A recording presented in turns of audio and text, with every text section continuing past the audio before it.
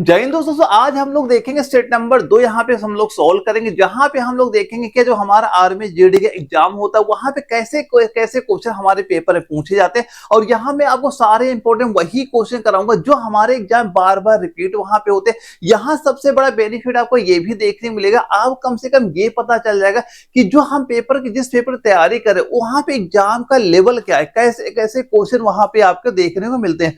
और टोटल मैं यहाँ पे आपको 100 प्रैक्टिस सेट वहां पे कराऊंगा, जिसमें आज ये सेट नंबर 2 कराऊंगा। यानी कि कुल मिला के माशाल्लाह 5000 में आपको वो वेरी इंपॉर्टेंट क्वेश्चन प्रोवाइड करा दूंगा। अगर आपने वो तैयार कर लिए, आपके एग्जाम में इसके बाहर एक भी क्वेश्चन वहां पे नहीं जाएगा। बस जो चीज बताई जा रही वैसे आप इसे फॉलो करते हुए चलना। और जो अपने डेली क्लास होगी, डेली 6 बजे अपनी क्लास वहां पे चलेगी। बस जो चीजें बताई जा रही वैसे आप यहाँ पे फॉलो करते हुए चलिएगा। तो जो हमारा पहला क्वेश्चन आता है जीके का आता है, क्योंकि हमें पता है कि जीके हमारे 15 क्वेश्चन हमारे एग्जाम में क्वेश्चन पूछे जाते हैं, और जिसमें 2 क्वेश्चन आपका करंट अफेयर का वहां पे पूछा जाता है। तो अभी हम लोग देख क्या रहे हैं, स्टेट नंबर 2 की हम लोग प्रैक्टिस करेंगे और धीरे धीरे पूरे 100 सेट में यहाँ पे कंप्लीट आपके कराई दूंगा वहां पे।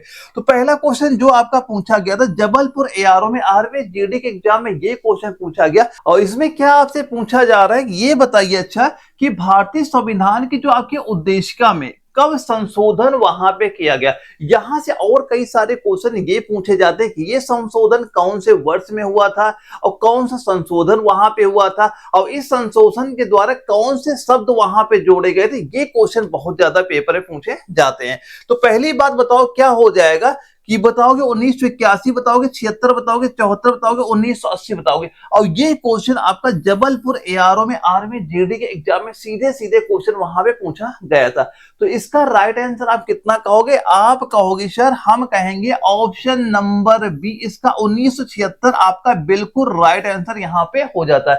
क्योंकि दोस्तों हुआ क्या था, जब आपका ये 42वां संविधान संशोधन वहां पे हुआ था, कौन सा हुआ था, 42वां संविधान संशोधन, जो कि आपका 1976 ईस्वी में हुआ था। इसमें दोस्तों आपके 3 शब्द वहां पे जोड़े गए थे, और ये शब्द एग्जाम में कई बार क्वेश्चन पूछे जा चुके हैं, ध्यान से सुन लेना।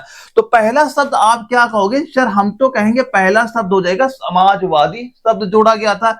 दूसरा शब्द क्या कहोगे, आप बताओगे धर्मनिरपेक्ष शब्द जोड़ा गया था। तीसरा क्या बताओगे, अखंडता। ये 3 शब्द वहां पे जोड़े गए थे। अब ये संविधान संशोधन हुआ कब था, ये भी एग्जाम में क्वेश्चन पूछा जाता है। तो ये आपका जो 42वां संविधान संशोधन था, ये आपका आपातकाल के दौरान इंदिरा गांधी सरकार के द्वारा ये वहां पे संशोधन किया गया था। तो इसका राइट आंसर क्या बताओगे, 1976 आपका राइट आंसर हो जाएगा। सारे पॉइंट ध्यान से नोट करते रहना, आपके एग्जाम में ये क्वेश्चन पूछे जाते हैं। अच्छा ये बताओ भारत में संविधान दिवस कब मनाया जाता है। ये आपका वेरी इंपॉर्टेंट क्वेश्चन, बहुत बार आपके एग्जाम में ये क्वेश्चन पूछा गया है, जो कि आपका लखनऊ एआरओ में आर्मी जीडी के एग्जाम में क्वेश्चन आया। और ये सारे क्वेश्चन रिपीट बहुत ज्यादा होते हैं, तो ये सारे क्वेश्चन आपके पास हमेशा वहां पे होने भी चाहिए। तो बताओ क्या हो जाएगा, भारत में संविधान दिवस कब मनाया जाता है। तो कभी अगर आपसे पूछा गया संविधान दिवस कब मनाया जाता है, आप क्या कहोगे राइट आंसर, तब आपको बताना है 26 नवंबर, यानी ऑप्शन नंबर बी आपका राइट आंसर यहां पे हो जाएगा। क्या, 26 नवंबर। अगर फुल डेट की बात कर ले हम लोग, तो क्या बताओगे, 26 नवंबर 1949 से आपका हर साल 26 नवंबर को संविधान दिवस के रूप में आपका ये वहां पे मनाया जाता है। अब 12 जनवरी को क्या किस रूप में हम लोग मनाते हैं, तो क्या बताओगे, ये आपका राष्ट्रीय युवा दिवस के रूप में आपका मनाया जाता है। किस वजह से, स्वामी विवेकानंद की जयंती वहां पे थी। और इसके बाद अगर हम 26 जनवरी की बात यहां पे कर ले, तो ये आपका गणतंत्र दिवस लागू होने की तिथि वहां पे हो जाती है। अगर हम 31 अक्टूबर की बात कर लें, तो यहां पे क्या होता है, राष्ट्रीय एकता दिवस के रूप में आपका मनाया जाता है, यानी सरदार पटेल की क्या जयंती यहां पे आपकी हो जाती है। तो और सारे दिवस भी आपको वहां पे पता होने चाहिए। अगर अगले क्वेश्चन की बात करें, कालिदास के दरबार में एक प्रसिद्ध कवि कौन थे। एक देखो देखो होता है क्या है ना, जब आपका आर्मी जीडी का वहां पे एग्जाम लगता है तो वहां पे जो सबसे ज्यादा आपका डिफिकल्ट करता है वो आपका जीके वाला पार्ट ही वहां पे करता है। तो यहाँ पे दोस्तों जो आपकी ये प्रीवियस ईयर क्वेश्चन है, ये अगर आप अच्छे से तैयार करके अपने एग्जाम में जाते हो तो भाई जो जीके वाली प्रॉब्लम है ये आपकी बिल्कुल वहां पे सॉल्व हो जाएगी। देखो होता क्या है, जो क्वेश्चन होता है ना किसी न किसी एआरओ का दूसरे एआरओ में रिपीट बहुत ज्यादा वहां पे होता है। तो अगर आप इन क्वेश्चन की प्रैक्टिस वहां पे करते चलते हैं, यानी टोटल आप जो मैं आपके प्रैक्टिस सेट कराने वाला हूं सारे प्रैक्टिस सेट वहां पे सॉल्व कर लेते हो, तो यकीन मान चलना कि आप जब भी पेपर में बैठोगे ना क्वेश्चन बाहर नहीं जाएगा। तो डेली जो आपकी शाम की 6 बजे क्लास होती है इसकी आप जरूर वहां पे लीजिएगा। यहां से सब 2-3 बेनिफिट आपको देखने को मिलते हैं। एक तो सबसे बड़ा बेनिफिट ये आपको मिलता है कि आपको ये पता होता है कि एग्जाम पैटर्न क्या है, क्या लेवल के क्वेश्चन वहां पे पूछे जाते हैं। और सेकंड ये आपको पता चल जाता है कि हमारा स्कोर क्या हो रहा है। ये तो आपको पता है कि अगर आपको आर्मी जीडी के एग्जाम में फाइनल सिलेक्शन वहां पे लेना, वैसे सभी एआरएफ जो कट ऑफ होती है अलग अलग वहां पे होती है, लेकिन अगर आप ये चाहो अभी जो प्रेजेंट टाइम पे एग्जाम वहां पे हो, जैसे पहले एग्जाम आपके करा दिए गए, तो वहां पे ये मान चलना कि जो बच्चा 165 प्लस, यानी कि कई कई सारे एआरओ ऐसे भी जहां 180 तक कट ऑफ वहां पे जाती है, तो मिनिमम तो आप कम से कम 165 प्लस वहां पे रखिएगा। तो अगर एग्जाम में आप अच्छा खासा स्कोर वहां पे कर लेते हो तो उसके बाद जब फिजिकल वहां पे आपका कराया जाएगा, तो फिजिकल अगर आपका ग्रुप सेकंड पड़ता है, ग्रुप थर्ड पड़ जाए, तब भी दिक्कत आपको देखने को नहीं मिलेगी। तो ये सारे क्वेश्चन प्रैक्टिस आप वहां पे जरूर करते हुए चलिएगा। तो बताओ इसका राइट आंसर क्या हो जाएगा। कालिदास के दरबार में एक प्रसिद्ध कवि कौन थे, जो कि भोपाल एआरओ में ये क्वेश्चन आपका पूछा गया था। और ये 4 ऑप्शन में आपको राइट आंसर वहां पे बता देना है। तो यहां पे हम क्या बताएंगे, आप बताओगे चंद्रगुप्त द्वितीय का नाम बताना। ऑप्शन नंबर डी आपका राइट आंसर यहां पे हो जाता है। देखो ये जो कनिष्क का नाम दिया जा रहा है, कनिष्क क्या हो जाएंगे, ये आपके कुषाण वंश के अश्वघोष उनके दरबारी कवि थे। कनिष्क के बारे में आप जान लेता।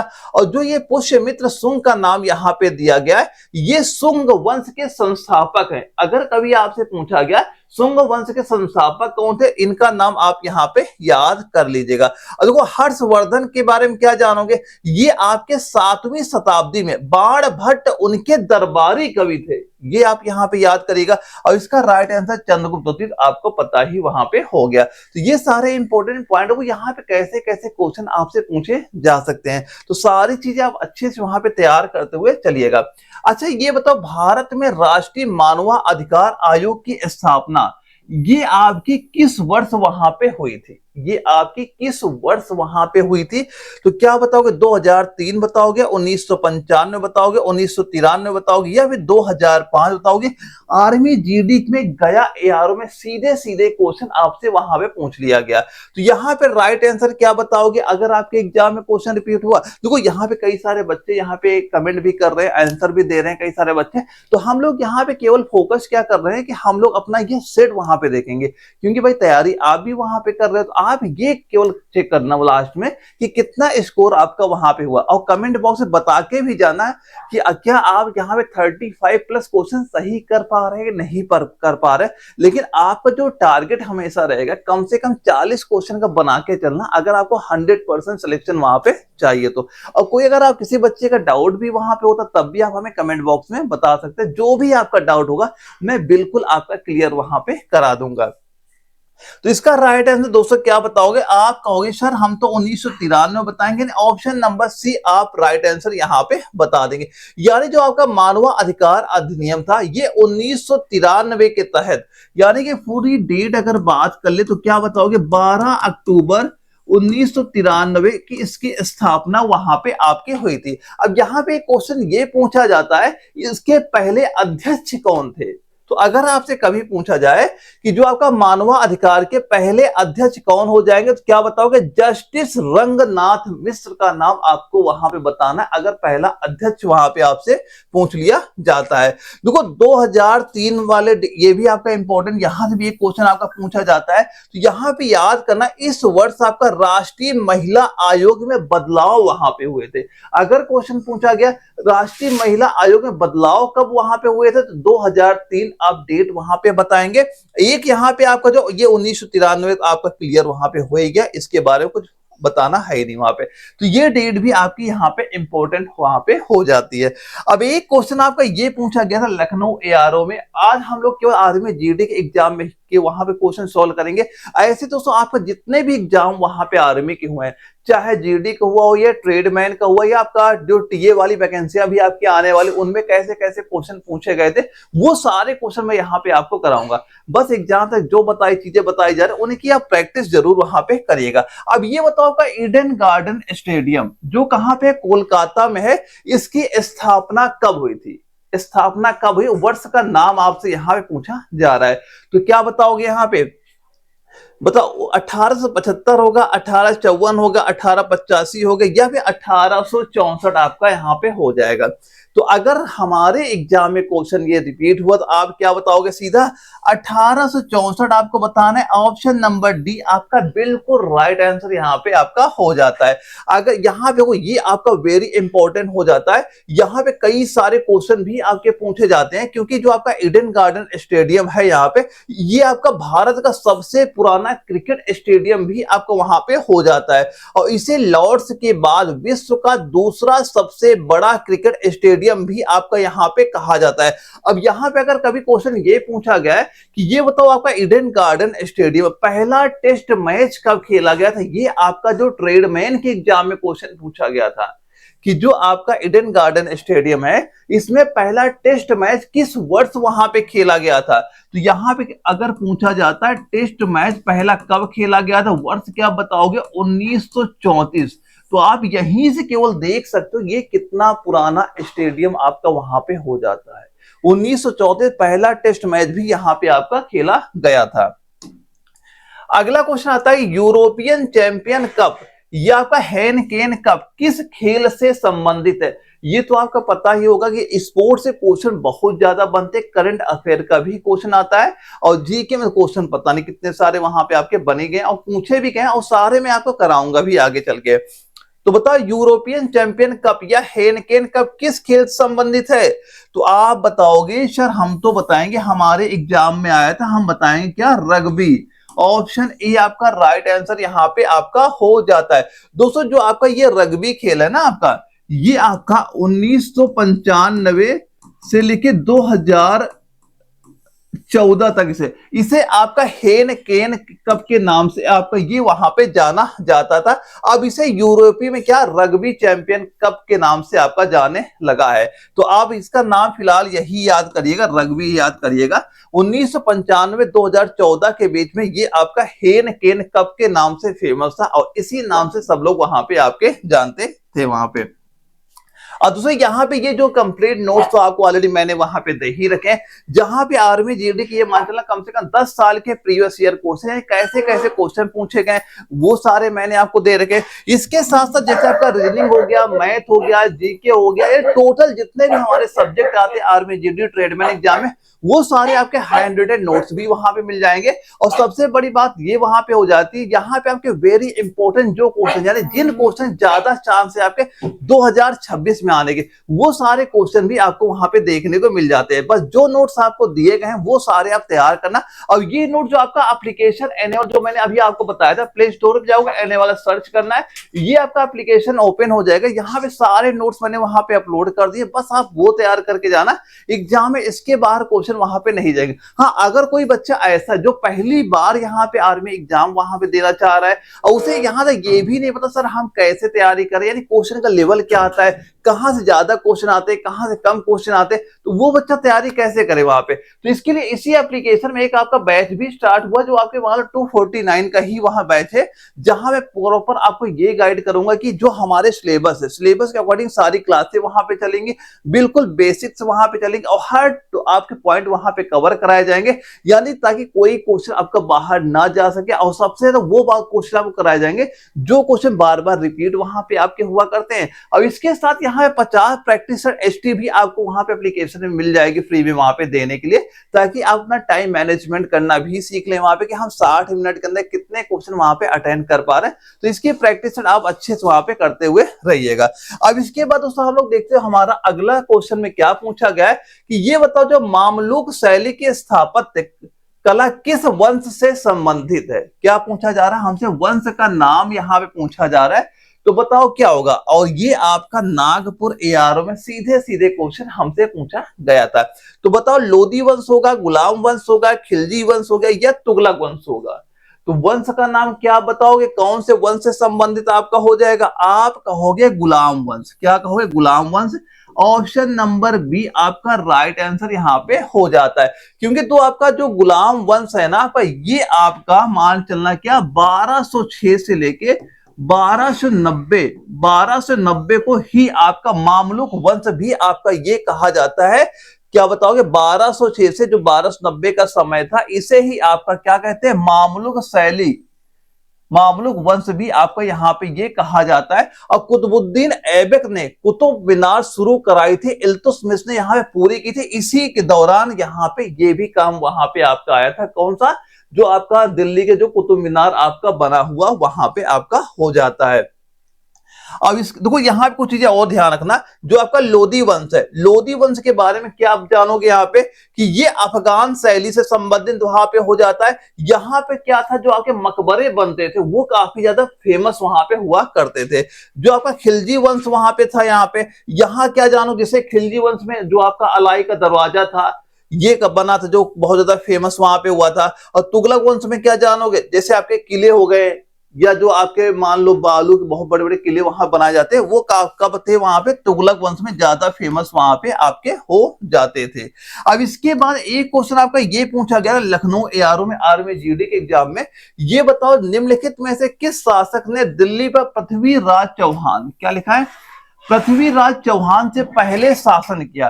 तो पृथ्वीराज चौहान से पहले दिल्ली में शासन किसने किया, ये पूछा गया आपसे। तो अगर आपके एग्जाम में ये क्वेश्चन रिपीट हुआ तो क्या बताना आपको राइट आंसर इसका? तो सीधा सीधा आप क्या बताओगे? यहां हम लोग बनाएंगे अनंगपाल, ऑप्शन नंबर बी। क्या बताओगे? अनंगपाल आपको यहां बता देना। दोस्तों जो आपके ये अनंगपाल थे, ये अनंगपाल तोमर दिल्ली के अंतिम हिंदू शासक थे। कौन से? अंतिम हिंदू शासक थे। ये मान चलना ये आपके 11वीं शताब्दी से लेके 12वीं शताब्दी में शासन वहां पे किया था। इसके बाद दोस्तों क्या हुआ था? इसके बाद आपका 1192 में तराइन के दूसरे युद्ध में मोहम्मद गौरी ने पृथ्वीराज चौहान को वहां पे हरा दिया। तो ये भी इंपॉर्टेंट डेट वहां पे आ जाती है कि अगर पूछा गया तराइन का दूसरा युद्ध किस वर्ष वहां पे लड़ा गया था, क्या बताओगे? 1192 बताना। और किसके बीच में लड़ा गया था? मोहम्मद गौरी और पृथ्वीराज चौहान का नाम आपको वहां पता होना चाहिए। तो क्या बताएंगे हम लोग? सीधा सीधा ऑप्शन नंबर बी आपका राइट आंसर यहाँ पे हो जाता है। अच्छा ये बताओ दिल्ली सल्तनत का पहला राजवंश कौन था? जो आपका दिल्ली सल्तनत का पहला राजवंश वहां पे कौन सा हो जाएगा? ये 4 ऑप्शन दिए गए थे जब ये आपका नागपुर एआरओ में आर्मी जीडी के एग्जाम में ये क्वेश्चन वहां पे पूछा गया था।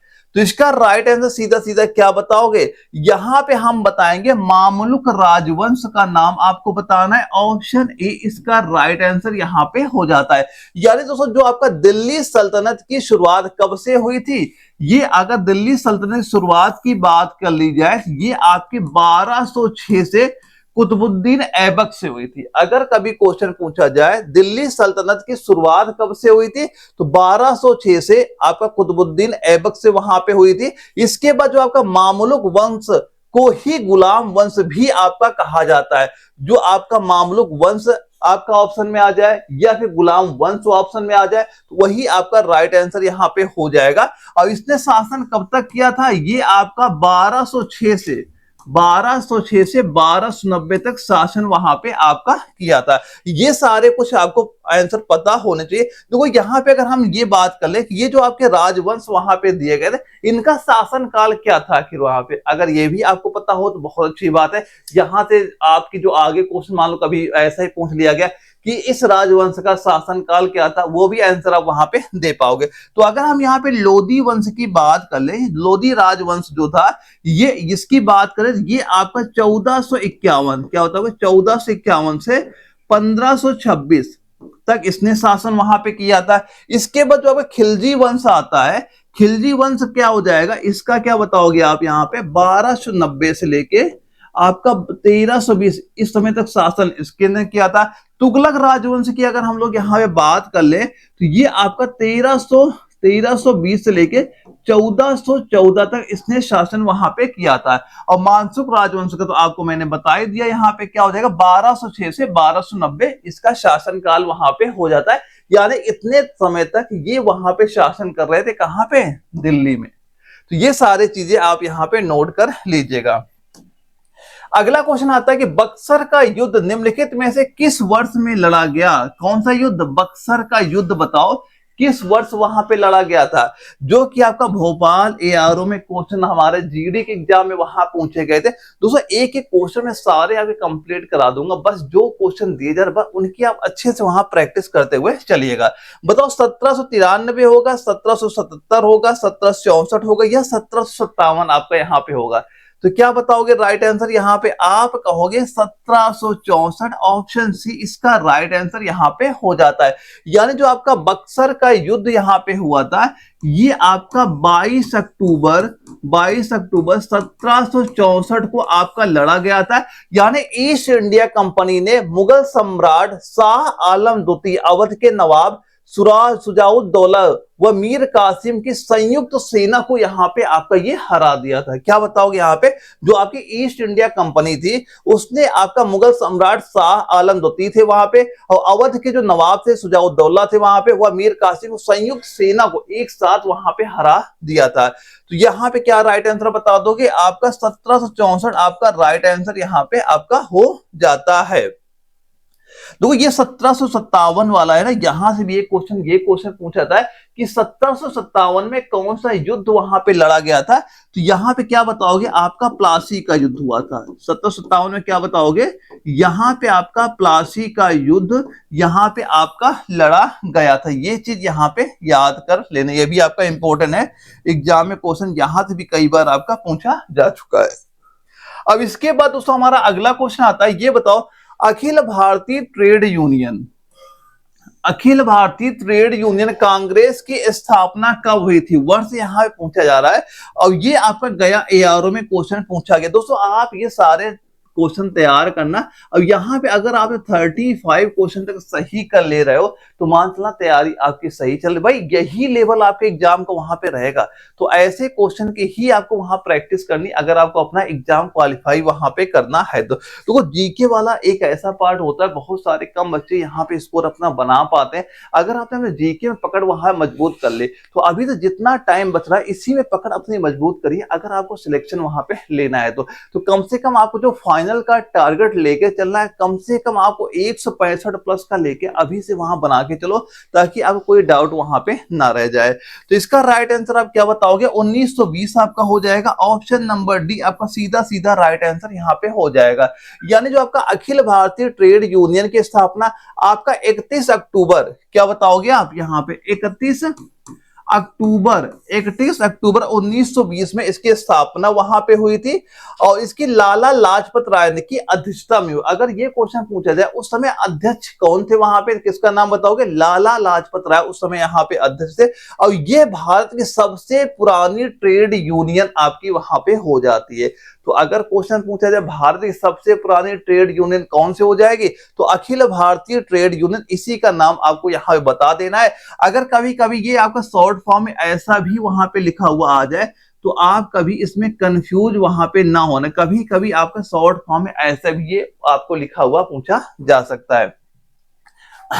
अब एक क्वेश्चन ये हमसे पूछा जा रहा है, भारतीय संविधान की एक प्रमुख विशेषता न्यायिक पुनर्विलोकन को निम्नलिखित में से किस देश से लिया गया है। क्या पूछा जा रहा है, न्यायिक पुनर्विलोकन, ये बताओ कौन से देश से वहां पे लिया जा रहा है। तो यूएसए बताओगे, आयरलैंड बताओगे, दक्षिण अफ्रीका, कनाडा। जबलपुर एआरओ में सीधे सीधे क्वेश्चन हमारे पेपर में पूछा गया था। तो आप क्या कहोगे, अगर हमारे एग्जाम में ये क्वेश्चन पूछा गया है तो क्या बताओगे राइट आंसर इसका, तो सीधा सीधा आपको बताना है, यूएसए का नाम बताना है। ऑप्शन ए आपका राइट आंसर यहाँ पे हो जाता है। देखो ये आपका जो क्या होता है, जो भारतीय संविधान के अनुच्छेद आपका एक 13 हो गया, एक आपका 32 हो गया, एक आपका 226 हो गया, इसे क्या करता है, आपका शक्ति वहां प्रदान आपका ये कराता है। देखो आयरलैंड से क्या लिया गया है, अगर कभी क्वेश्चन पूछा जाए हमारे भारतीय संविधान में आयरलैंड से क्या चीज ली गई है, तो क्या बताओगे यहाँ पे? तो आयरलैंड सीधा सीधा आपको बताना यहाँ पे नीति निर्देश तत्व यहाँ से आपके लिए गए हैं। और दक्षिण अफ्रीका से क्या चीज वहां पे ली गई है, तो यहाँ पे क्या आपको बताना है, जो संशोधन की प्रक्रिया होता है। आप देखोगे जो संविधान में कई सारे संशोधन होते हैं, कई सारे नए कानून लगाए जाते हैं, कई सारे नए कानून बनते हैं, कई हटाए जाते हैं, ये सारा कुछ आपका दक्षिण अफ्रीका के संविधान से ही आपका वहां पे लिया गया है। और कनाडा के संविधान से क्या लिया है, जो आपका संघीय ढांचा है और जो शक्ति का विभाजन होता है, यानी कौन सी शक्ति आपको राज्य सरकार को दी जाएगी, कौन सी शक्ति आपको केंद्र सरकार को वहां पे दी जाएगी, ये जो शक्तियों का बंटवारा होता है, ये कहां से लिया गया, आपका कनाडा के संविधान से आपका वहां पे लिया गया था। तो ये सारे क्वेश्चन आप प्रैक्टिस वहां पे करते हुए चलेंगे। अच्छा, ये बताना निम्नलिखित में से किस संविधान से भारतीय संविधान ने बहुलवादी, क्या बोला गया, बहुलवादी की प्रणाली को अपनाया है।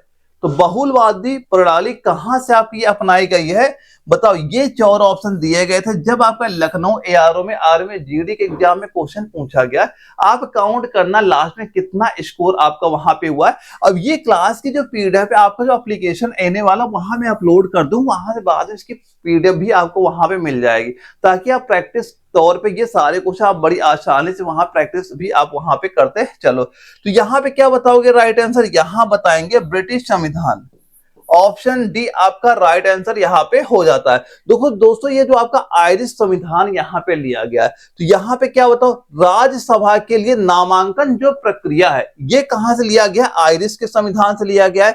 इसके बाद जो आपका फ्रांसीसी संविधान दिया गया है, इसका भाई कोई संबंध तो आपके यहाँ पे होता ही नहीं। और अमेरिका, जो संयुक्त राज्य अमेरिका नाम दिया गया है, तो राष्ट्रपति चुनाव के लिए आपका जो इलेक्टोरल कॉलेज यहां से आपका लिया गया है। फिलहाल आप केवल ये जानो, इसका राइट आंसर क्या हो जाएगा, ऑप्शन नंबर डी आपका राइट आंसर यहाँ पे हो जाता है। अब एक क्वेश्चन ये पूछा गया है, भारतीय संविधान का कौन सा भाग चुनाव आयोग से संबंधित है। ये जो आपके भाग दिए गए हैं, इसमें कौन सा ऐसा भाग है जो चुनाव आयोग से हमारा संबंधित आपका हो जाता है। तो चुनाव आयोग संबंधित कौन सा, भाई हर क्वेश्चन आपका मैं वही करा रहा हूं जो आपके एग्जाम में ऑलरेडी यहाँ पूछे जा चुके। इनकी प्रैक्टिस जरूर अच्छे से वहां पे करते रहना, क्योंकि आपके एग्जाम में रिपीट क्वेश्चन बहुत ज्यादा होता है। ये चीज आप ध्यान से वहां पे मान के चलना।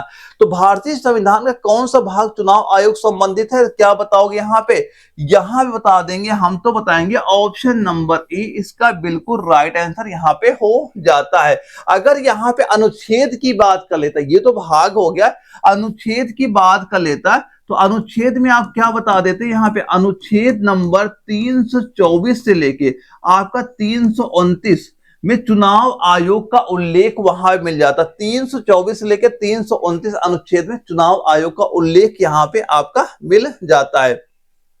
अब यहां पे अगर हम भाग, वो ऑप्शन नंबर बी की हम लोग यहां बात कर लेते हैं, इसमें आपका वित्त संपत्ति, जो आपका वित्त हो गया या संपत्ति हो गया, इसके बारे में सारी जानकारियां वहां पे दी गई। अगर भाग हम वो ऑप्शन नंबर सी की हम लोग बात कर ले, तो यहाँ पे आपके जो नीति निदेशक तत्व हैं उनके बारे में जानकारी दी गई। अगर ऑप्शन नंबर डी की हम बात कर ले, यहाँ पे केंद्र राज्य के बीच जो संबंध होता है उसके बारे में यहाँ पे बात की गई है। तो यहाँ पे क्या बताओगे, राइट आंसर ऑप्शन ए आपका राइट आंसर यहाँ पे हो जाता है। अब देखो एक क्वेश्चन हम लोग देखते हैं जो कि आपका भोपाल एआरओ में क्या पूछा गया था। ये बताओ निम्नलिखित में से कौन सा राज्य दक्षिण पश्चिम मानसून की अरब सागर शाखा के वर्षा छाया क्षेत्र में स्थित है। कौन सा स्थित हो जाएगा, बताओ। तमिलनाडु होगा, गुजरात होगा, गोवा होगा, केरल होगा। तो भाई इसका आंसर हर बच्चे को ही वहां पता होगा। क्या बताओगे, तमिलनाडु इसका राइट आंसर वहां पे हो जाता है। तो आप क्या कहोगे, ऑप्शन नंबर ए, यानी तमिलनाडु हमारा राइट आंसर यहाँ पे आपका हो जाता है, जो कि ये क्वेश्चन आपका भोपाल एआरओ में पूछा गया था। दोस्तों काउंट करना लास्ट, अभी आप ये मान लो प्रैक्टिस हाल में वहां बैठे हो, आपका एग्जाम हाल में चेक करना स्कोर कितना हो रहा है। आज का जो टारगेट है 35 क्वेश्चन आपका यहाँ पे हो जाता है। दोस्तों ये वीडियो अगर आपको जरा भी इंफॉर्मेटिव लग रहा है, वीडियो को लाइक कर देना, और अगर आप चैनल नए हो चैनल सब्सक्राइब वहां पे कर ले, ताकि जो प्रैक्टिस जो आपके 100 में यहाँ पे कराने वाला हूँ इसका नोटिफिकेशन आपको तुरंत वहां मिल जाए, और कोई भी क्वेश्चन आपका मिस वहां पे ना हो। तो अच्छे से ये सारे क्वेश्चन प्रैक्टिस वहां पे करना है। और यहाँ पे दोस्तों कभी कभी क्या होगा, मैं कुछ आपके ग्रुप भी वहां पे आगे चल के बनाऊंगा, व्हाट्सएप ग्रुप वहां पे, जिनमें वो सारे बच्चे जोड़े जाएंगे जो बच्चे रियल में अपना एग्जाम क्वालिफाई करना चाहते हैं। तो जहां पे जो भी आपका कोई डाउट वहां पे होगा, उसके जो भी डाउट होगा सारे डाउट भी आपको उसी व्हाट्सएप ग्रुप में क्लियर वहां पे कर दिए जाएंगे। बहुत जल्द वो भी आपका ग्रुप देखने को मिल जाएगा। तो चैनल सब्सक्राइब किए रहना ताकि दिक्कत आपको वहां पे ना हो जब ये इंफॉर्मेशन आपको वहां पे दी जाए।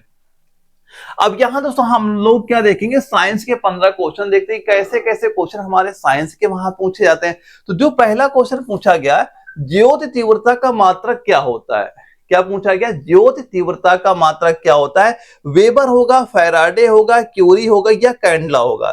तो भाई हम सभी को पता है ज्योति तीव्रता का मात्रक क्या होता है, कैंडिला होता है। ऑप्शन डी आपका राइट आंसर यहाँ पे आपका हो जाता है। अगर कभी ये पूछ लिया जाए, अच्छा देखो ये पूछ लिया जाए, अच्छा ये बता दो एक कैंडिला बराबर होता क्या है, तो क्या बताओगे? 1/683 वाट प्रति स्टेरेडियन आपका वहां पे हो जाता है, ये भी याद करना। अब ये बताओ वेबर किसका मात्रक है? हम बताएंगे जो चुंबकीय फ्लक्स होता है। कभी अगर पूछा गया चुंबकीय फ्लक्स का मात्रक, आप बताओगे वेबर वहां पे हो जाता है। अगर कभी क्वेश्चन पूछे कि धारिता का मात्रक क्या होता है, आप फैराडे यहां बता दोगे। अगर आपसे पूछा जाए रेडियो धर्मिता का मात्रक क्या हो जाता है, तो क्या बताओ? क्यूरी आपको वहां पे बता देना है। तो इनके भी नाम सारे आपको पता वहां पे होने चाहिए, इंपॉर्टेंट यहाँ पे हो जाते हैं। अच्छा ये बताओ एक समतल दर्पण की वक्रता त्रिज्या है, जो समतल दर्पण होता है वक्रता त्रिज्या क्या वहां पे होती है? जो गया एआरओ में क्वेश्चन पूछा गया था, शून्य होगा, अनंत होगा, ऋणात्मक हो गया या परिमिति होगा? तो हम लोग क्या बताएंगे, समतल दर्पण की जो वक्रता त्रिज्या होती है भाई ये आपकी अनंत होती है। ऑप्शन बी आपका राइट आंसर यहाँ पे हो जाता है। दोस्तों इसका एक फार्मूला भी पता होना चाहिए, वो फोकस दूरी जहां से हम लोग निकालते हैं। तो अगर ये भी याद कर लेना, जो आप न्यूमेरिकल सवाल सॉल्व करोगे वहां पे काम आएगा कि जो आपकी फोकस दूरी होती है ये क्या होती है, यानी एफ बराबर क्या आपका होता है, ये होता है r/2 यहाँ पे आपकी हो जाती है। और इसी का मान आपका क्या हो जाता है, अनंत वहां पे आता है। क्या मान आता है? अनंत वहां पे आपका हो जाता है।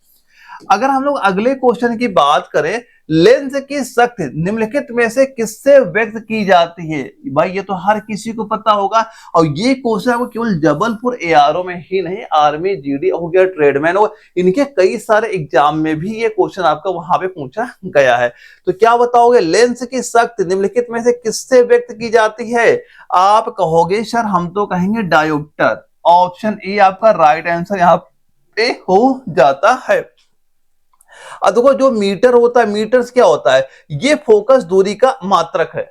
ये क्या हो जाएगा? फोकस दूरी का मात्रक वहां पे आपका हो जाएगा। गेज क्या होता है? जो तार होते हैं, तार की मोटाई। कभी अगर आपसे क्वेश्चन पूछा जाए कि जो तार होते, तार की मोटाई हम लोग किस में मापते हैं, क्या बताओगे? ये आपका गेज में मापा जाता है। इसके बाद जो आपका किलोवाट होता है, किलोवाट से हम लोग क्या मापते हैं? जो शक्ति होता है भाई, कितनी शक्ति है, कितनी पावर है, वो आपका किलोवाट से मापा जाता है। तो क्या बताओगे? फिलहाल इसका राइट आंसर याद रखिएगा, डायोप्टर हमारा हो जाता है वहां पे। एक क्वेश्चन पूछा गया, स्वच्छ आकाश में तारे टिमटिमाते देखे जाते, इनके टिमटिमाने का कारण क्या होता है? ये इंपॉर्टेंट क्वेश्चन भी है और बेसिक क्वेश्चन। अब ये क्वेश्चन इतनी बार आपके एग्जाम में आ चुका है तो हमें नहीं लगता है कोई बच्चा ये क्वेश्चन वहां पे गलत भी वहां पे करेगा, क्योंकि मैं यहाँ पे देख रहा हूँ जो बच्चे यहाँ पे आंसर दे रहे हैं लगभग सारे बच्चों के आंसर वहां पे राइट आ रहे हैं। दोस्तों एक चीज ये ध्यान रखना है कि जो आपकी डेली क्लास होगी, डेली आपकी 6 बजे क्लास आपकी ये वहां पे स्टार्ट हो जाएगी और डेली आप लाइव क्लास वही वहां पे लीजिएगा। वहां से आपको ये पता चलेगा, आप ये मान चला कि आप एग्जाम हॉल में वहां बैठे रहेंगे और आप ये देखना कि 1 घंटे में कितना स्कोर आपका वहां पे सही हो रहा है, कि भाई इतना ही टाइम आपका वहां भी आपको दिया जाएगा। और यहाँ पे जो आपके वेरी इंपॉर्टेंट पॉइंट वो मैं आपको अलग से बता ही देता हूँ। और सबसे बड़ी बेनिफिट आपको ये मिल रही है यहाँ पे केवल आप वो क्वेश्चन की प्रैक्टिस कर रहे हो जो हमारे एग्जाम में ऑलरेडी पूछे जा चुके हैं, क्योंकि रिपीट क्वेश्चन आपका बहुत ज्यादा पेपर में वहां पे होता है। तो स्वच्छ आकाश में जो तारे टिमटिमाते हैं ये आपका प्रकाश का अपवर्तन के कारण ही वहां पे होता है। तो ऑप्शन ए आपका सीधा सीधा राइट आंसर यहाँ पे हमारा हो जाता है।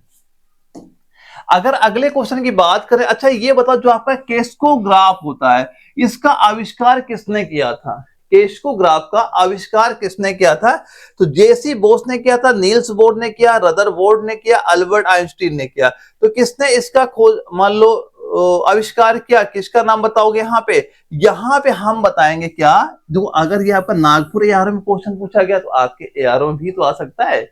ये कहीं भी क्वेश्चन किसी भी एआरओ में आपके रिपीट वहां पे हो सकते हैं। तो आप बताओगे जेसी बोस का नाम बताओगे, ऑप्शन नंबर ए आपका राइट आंसर हो जाता है। यानी जो आपके जगदीश चंद्र बोस थे यहाँ पे, इन्होंने दोस्तों आपका 1918 में, क्या बताओगे 1918 में, क्या बताओगे, नाम क्या बताओगे, यानी जो आपके जगदीश चंद्र बोस ने 1918 में इसका आविष्कार यानी केस्ट्रोग्राफ का आविष्कार वहां पे आपका किया था। देखो यहाँ पे अगर ये पूछा जाए जो नील्स बोर वैज्ञानिक थे, इन्होंने किसका आविष्कार वहां पे किया था, यहाँ पे क्या बताओगे, जो परमाणु का मॉडल था। अगर क्वेश्चन पूछा जाए परमाणु मॉडल किसने दिया, तो आप नील्स बोर का नाम पता होना चाहिए। अगर कभी ये क्वेश्चन पूछा गया कि जो नाभिकी की खोज किसने की थी वहां पे, तो किसका नाम बताओगे, रदरफोर्ड का। कि नाभिक की खोज किसने की, आप बताओगे रदरफोर्ड का नाम बताना है। अगर अल्बर्ट आइंस्टीन के बारे में क्या याद करोगे, अगर कभी ये क्वेश्चन पूछा जाए कि जो आपका सापेक्षता का सिद्धांत है ये किसने वहां पे दिया था, तो सापेक्षता का सिद्धांत किसने दिया था, अल्बर्ट आइंस्टीन का नाम आपको यहाँ पे पता होना चाहिए। तो ये सारे इंपॉर्टेंट पॉइंट यहाँ पे आपके हो जाते हैं।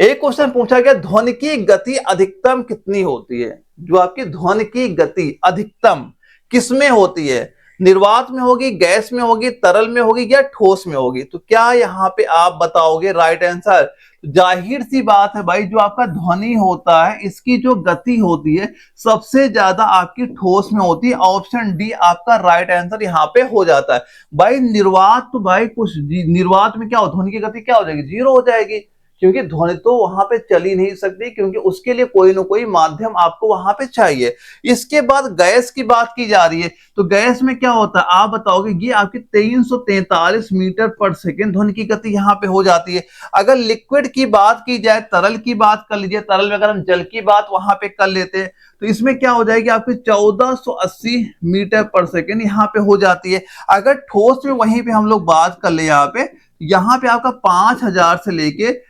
6000 मीटर पर सेकेंड यहां पे हम लोग बात कर रहे हैं इस्पात की। अगर क्वेश्चन पूछा गया इस्पात में ध्वनि की गति क्या होती है, तो आपका ऑप्शन 5000 से 6000 के बीच में ही कोई आपको वहां पे दिखाई पड़ेगा। और ये सारे क्वेश्चन आपके पूछे जाते हैं, तो ये सारे पॉइंट यहाँ पे नोट जरूर आप कर लीजिएगा।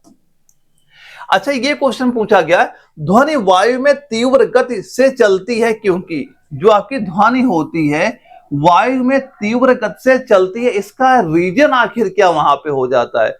ये 4 ऑप्शन आप ध्यान से पढ़िएगा वहां पे, जो कि आपका बिहार के गया एआरओ में क्वेश्चन वहां पे हमारे आर्मी जीडी के एग्जाम में क्वेश्चन सीधा सीधा पूछा गया था। तो ध्वनि जो है वायु में तीव्र गति से चलती है, इसका रीजन क्या वहां पे होता है, तो इसका रीजन दोस्तों यही होता है क्या, कम घनत्व और क्या जो यहाँ पे दिया जा रहा है लोचलता। ये आपका राइट आंसर यहाँ पे हो जाता है। यानी ध्वनि वायु में तीव्र गति से चलती है, इसका रीजन क्या हो जाता है, किससे, तो निर्वात भाई चलती ही नहीं वहां पे, लेकिन अगर वहां पे वायु में चल भी रही है, इसका रीजन क्या होता है, यही ऑप्शन नंबर डी आप बताएंगे। जब आपका ये गया एआरओ में क्वेश्चन पूछा गया था, यही ऑप्शन आपका वहां पे राइट किया गया था।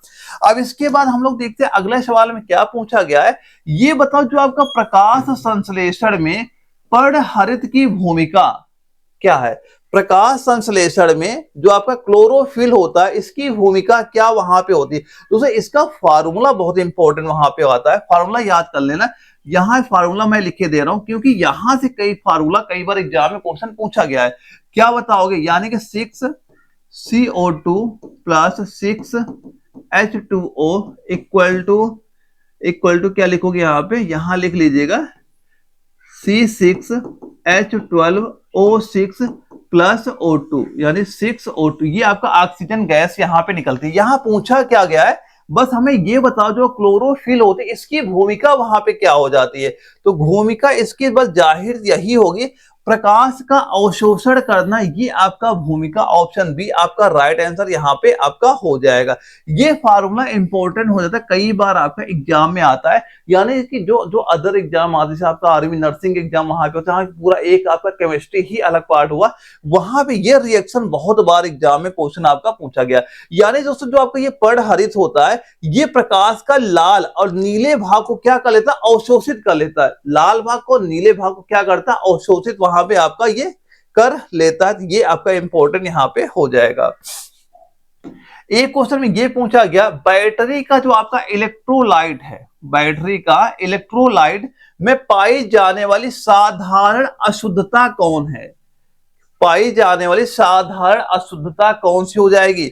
सोडियम क्लोराइड होगी, आयरन होगा, लेड होगा, धूल होगा, क्या वहां पे हो जाएगा?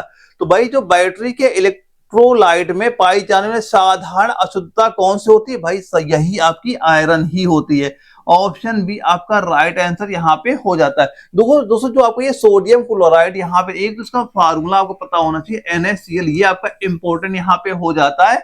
ये आपका नमक नहीं होना चाहिए। क्या होता है? NaCl आपका बिल्कुल नमक वहां पे बिल्कुल ही वहां पे नहीं होना चाहिए। इसके बाद आयरन तो हमारा राइट ही आंसर हो जाता है। तो लेड क्या होता है? ये प्लेट में होता है लेकिन ये इलेक्ट्रोलाइट में नहीं होता है। प्लेट में तो आपका लेड होता है लेकिन आपका इलेक्ट्रोलाइट में आपका नहीं होता है। देखो दोस्तों जो आपका धूल होता है, धूल भी हानिकारक होता है लेकिन आयरन सबसे ज्यादा आपका ये वहां पे हानिकारक हो जाता है।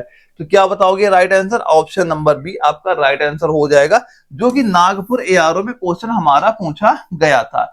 अब ये बताओ, अच्छा निम्नलिखित में से कौन विद्युत धारा का सबसे अच्छा सुचालक है? विद्युत धारा का सबसे अच्छा सुचालक का नाम बताओ, क्या वहां पे हो जाएगा? एल्यूमिनियम बताओगे, तांबा या चांदी या सोना, क्या वहां पे हो जाएगा? तो देखो इनमें, देखो आप राइट आंसर क्या बताओगे, क्या हो जाएगा? आप सीधा सीधा देखो ऑप्शन आपका चांदी ही हो जाएगा। ऑप्शन सी आपका राइट आंसर यहाँ पे हो जाता है। देखो चांदी की जो चालकता होती है, क्या होती है? सबसे अधिक होती है। चांदी की चालकता मान चलना आपकी 100% आपकी यहाँ पे हो जाती है। वैसे इसका राइट आंसर, वैसे सोना भी कंफ्यूजन यहाँ पे कर रहा है, लेकिन सोना क्या होता है, इतना ज्यादा महंगा वहां पे आपको होता है तो इसका यूज किया ही नहीं जाता। आपने क्या देखा है, जो घरों में वायरिंग वहां पे होती है या फिर वायरिंग होती है, इनका यूज वहां पे किया जाता है कि नहीं किया जाता है? देखो इसका राइट, ये थोड़ा कंफ्यूजन वहां पे लग रहा है। आप इसका आंसर कमेंट बॉक्स में यहाँ बताइए क्या वहां पे हो सकता है। वैसे मेरे ख्याल से सोना वहां पे होना चाहिए। क्या हो? विद्युत धारा का सबसे अच्छा सुचालक ये चांदी या सोना में ही आपका एक आंसर वहां पे हो सकता है, क्योंकि जो चांदी आपकी होती है ये भी आपकी लगभग आपका 100% वहां पे आपका हो जाता है। अब इसके बाद दोस्तों जो आपका तांबा होता है, तांबा आप ये मान चल 97% चालकता वहां पे हो जाती है। और दोस्तों ये आपका जो एल नहीं, हाँ अब मैं क्लियर करता हूँ आंसर इसका, कोई दिक्कत नहीं, आंसर क्लियर हो जाएगा। इसमें थोड़ी कंफ्यूजन वहां पे हो गई क्योंकि ये क्वेश्चन आपको जो चांदी सोना दे दिया गया, ये दोनों ही आपके वहां पे आ जाते हैं। देखो यहाँ पे चांदी हो गया, इसकी चालकता क्या होती है? सबसे अधिक होती है। कितनी हो जाएगी? आप कहोगे चालकता 100% इसकी वहां पे आपकी हो जाती है। इसके बाद अगर तांबा की हम लोग बात कर ले, तांबा की चालकता आपकी 97% यहाँ पे दोस्तों आपकी हो जाती है। इसके बाद अगर हम सोने की बात कर ले, सोने की हो जाएगी आपकी 70% चालकता यहाँ पे हो जाती है। अगर एल्यूमिनियम की हम लोग बात कर ले, आपकी ये 61% यहाँ पे इसकी चालकता वहां पे हो जाती है। तो यहाँ पे हम क्या राइट आंसर बताएंगे? चांदी आपको बताना है। ऑप्शन नंबर सी आपका राइट आंसर यहाँ पे हो जाता है, जो कि लखनऊ एआरओ में ये हमारा क्वेश्चन वहां पूछा गया था। अब इसके बाद अगले सवाल की बात कर ले कि जो आपका प्रकाश संश्लेषण में क्या दिया गया? प्रकाश संश्लेषण में हरे पौधों द्वारा कौन सी गैस छोड़ी जाती है? कौन सी गैस यहाँ पे छोड़ी जाती है? तो दोस्तों जो आपका प्रकाश संश्लेषण में क्या होता है, जल के विघटन से आपकी ऑक्सीजन निकलती है। क्या बताओगे? ऑक्सीजन। तो जो प्रकाश संश्लेषण में कौन सी गैस छोड़ी जाएगी? आप बताओगे ऑक्सीजन, यानी ऑप्शन ए आपका राइट आंसर होगा, जो कि हमारा भोपाल एआरओ में, यानी जो आपका एमपी का भोपाल एआरओ है, वहां पे जीडी के एग्जाम में ये क्वेश्चन आपका पूछा गया था। तो यहाँ पे कुछ चीजें और याद करना। अब कुछ बच्चे कहेंगे भाई इसमें तो कार्बन डाइऑक्साइड भी छोड़ी जाती है। वहां बिल्कुल छोड़ी जाती है, लेकिन जो कार्बन डाइऑक्साइड, एक चीज ये याद करना कि जो आपका रात में पौधे जो होते हैं ना, ये आपकी कार्बन डाइऑक्साइड भी वहां पे छोड़ना स्टार्ट कर देते हैं। लेकिन आप वहां पे क्वेश्चन में ये ना टिक कर देना है कि भाई ये तो कार्बन डाइऑक्साइड वहां पे छोड़ते हैं। वहां पे आपको ऑक्सीजन पे ही टिक करना है। ये आपका कार्बन डाइऑक्साइड जो होता है रात में ही वहां पे वृक्ष आपके छोड़ते हैं वहां पे। अब इसके बाद एक क्वेश्चन ये पूछ लिया गया कि ये बताओ खाने में प्रयोग किए जाने वाले तेल किस प्रक्रिया से घी में परिवर्तित हो जाते हैं? वो प्रक्रिया कौन सी वहां पे हो जाती है? तो बताओ हाइड्रोजनेशन होता है, आश्वन होता है, या क्रिस्टलीभवन होता, ऑक्सीकरण होता है? नागपुर एआरओ में ये क्वेश्चन हमारा पूछा गया था। तो अगर आपके एग्जाम में क्वेश्चन पूछ लिया गया तो क्या बताओगे राइट आंसर यहाँ पे? तो आप सीधा सीधा बताइएगा क्या यहाँ पे हो जाएगा, क्या हाइड्रोजनेशन हो जाएगा। ऑप्शन ए आपका राइट आंसर यहाँ पे हो जाता है। यानी वनस्पति घी तेल में हाइड्रोजन जोड़कर ये आपका बनाया जाता है। इसमें एक क्वेश्चन ये बहुत ज्यादा पूछा जाता है, इस प्रक्रिया में उत्प्रेरक कौन सा यूज किया जाता है? तो उत्प्रेरक का नाम क्या बताओगे? निकिल उत्प्रेरक का आपका प्रयोग वहां पे किया जाता है। निकिल, ये भी याद कर लेना, जो आपका निकेल होता है, ये इंपॉर्टेंट पॉइंट है, याद कर लेना। ये उत्प्रेरक का नाम भी कई बार आपसे पूछा जाता है कि इस प्रक्रिया में कौन से उत्प्रेरक का प्रयोग होता है, आप निकेल उत्प्रेरक का नाम आप वहां पे बताएंगे। अगला सवाल आता है कि निम्नांकित में से कौन सा विटामिन पानी में घुलनशील है? भाई तो यहाँ पे कई सारे क्वेश्चन आते हैं कि जल में घुलनशील विटामिन या वसा में घुलनशील विटामिन कौन कौन से हैं। ये दोनों चीजें आपको पता वहां पे होनी चाहिए। तो हम लोग क्या पूछा गया है, निम्नांकित में से कौन सा विटामिन एक ऐसा जो पानी में घुलनशील यहाँ पे हो जाता है? तो दोस्तों जो आपका पानी में कौन सा विटामिन घुलनशील होता है, एक तो आपका विटामिन बी कॉम्प्लेक्स होता है और विटामिन सी होता है। ये दोनों विटामिन आपके पानी में घुलनशील वहां पे हो जाते हैं। तो हम क्या राइट आंसर बताएंगे? सीधा सीधा ऑप्शन सी आप यहाँ पे राइट आंसर यहाँ पे बता देंगे। इसके बाद उससे कभी अगर पूछा गया कि वसा में घुलनशील कौन कौन से विटामिन होते हैं, एक विटामिन ए बता दोगे, डी बता दोगे, ई बता दोगे और एक के बता देना। ये सारे आपके वसा में घुलनशील हो जाते हैं। और विटामिन क्या बताओ, ये सारे आपके वसा में घुलनशील वहां पे हो जाते हैं। तो विटामिन ए कहां पे हो जाएगा? वसा में हो जाएगा। और यहाँ विटामिन डी जो आपका दिया ये भी वसा में हो जाएगा। और सी कहां पे हो जाएगा? जल में हो जाएगा। विटामिन ई कहां पे हो जाएगा? वसा में घुलनशील हो जाएगा। तो अगर जल का पूछेगा बी और सी बताओगे, वसा का पूछेगा ए डी ई के, ये सारे विटामिन वसा में घुलनशील आपके वहां पे हो जाएंगे। अगला क्वेश्चन ये पूछा गया, विद्युत धारा का चुंबकीय प्रभाव सर्वप्रथम अवलोकन किया गया था, किसने किया था? हेनरी ने, ओस्ट्रेड ने, फैराडे ने, ओल्टा ने। बिहार के गया एआरओ में आर्मी जीडी के एग्जाम में ये क्वेश्चन सीधा सीधा हमारा पूछा गया था। तो अगर आपके एग्जाम में ये क्वेश्चन पूछा गया तो क्या बताओगे राइट आंसर? यहां बताना है आपका ओस्ट्रेड। ऑप्शन बी आपका राइट आंसर यहां पे हो जाता है। यानी कि 1820 में हॉन्स क्रिश्चियन ओस्ट्रेड ने खोजा कि जो धारा प्रवाहित करके चुंबकीय सुई विक्षेपित वहां पे हो जाती है। तो अगर सन पूछ लिया जाता 1820 आपका वर्ष वहां पे आपका हो जाता है। देखो हेनरी का नाम किस, हेनरी के बारे में क्या जानेंगे? अगर पूछा गया जो आपका प्रेरण कुंडली होता है किससे संबंधित हो जाएगा, तब आपको हेनरी का नाम बताना है।